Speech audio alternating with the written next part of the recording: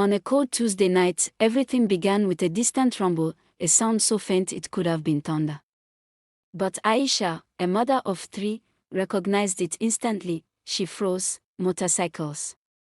Many. Her hands shook as she grabbed her sleeping daughter, pressing her close. Ya Allah.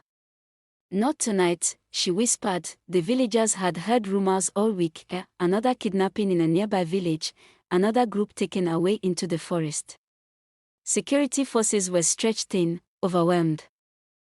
Before anyone could understand what was happening, the bandits had poured into the village like shadows carried by the night. They moved with a cold calmness, spreading out with military-like precision. Doors were kicked open, people were dragged out, children cried, fathers pleaded, mothers trembled. The attackers never raised their voices. Their silence was more terrifying than screams. Their faces were hidden, their weapons glinting in the moonlight. Their presence swallowed every ounce of courage the villagers had left. Aisha clung to her daughter, but when the door burst open, all she could do was shield the child with her body. Her husband was dragged out first. Then her teenage son. Then Aisha herself. The night became a trail of terrified villagers being marched toward the bush, forced to walk with their hands above their heads. Their home, the only place they ever knew, disappeared behind them. The forest swallowed them whole. The journey was long, cold, and cruel. The kidnapped victims walked barefoot over thorns and stones, guided only by the dim glow of torches. The bandits moved like shadows, watching from every angle. Inside the forest, fear was the air they breathed. Aisha whispered to her children, "It will be okay. Just stay close." But even she wasn't sure. Hours later, they reached a hidden camp, a grim, makeshift settlement. They found dozens of other captives already there.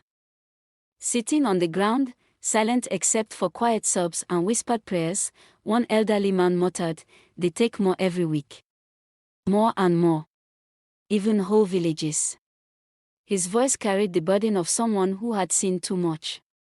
Back in Jaden Rafi, the morning sun rose on a place that no longer felt alive, empty compounds, crying families, scattered sandals left behind, and silence. A deep, cold silence. When security forces arrived hours later, they found only the aftermath, footprints, burnt tires, and signs of a hurried escape into the bush. The village head stood among the ruins, unable to hold back tears. How many more can we lose? He whispered. Days passed. The bandits made their demands through phone calls, harsh, heartless, and impossible for the villagers to meet. They wanted large sums of money, far beyond what a farming community could gather. Families began selling farmland, livestock, even their homes. Everyone contributed something. Nobody slept. Every phone ring felt like life or death.